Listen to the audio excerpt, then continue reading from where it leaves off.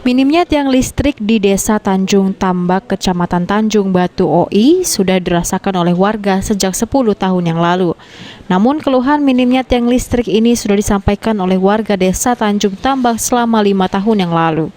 Minimnya tiang listrik ini membuat kekhawatiran warga akan bahaya kebakaran, terlebih satu buah tiang listrik yang hanya ada di pinggir jalan raya. Ratusan meter kabel yang bergelantungan ke rumah warga tanpa tiang dan juga membahayakan warga. Warga sendiri mengaku sudah lama mengajukan permohonan penambahan tiang listrik kepada PLN setempat. Namun hingga saat ini belum mendapatkan tanggapan maupun juga jawaban akan ditambahnya tiang listrik Tanjung Batu. Kan kekurangan desa terutama ini mengenai kekurangan tiang listrik atau lampu jalan yang ada di desa. Ahmad Romawi, PAL TV.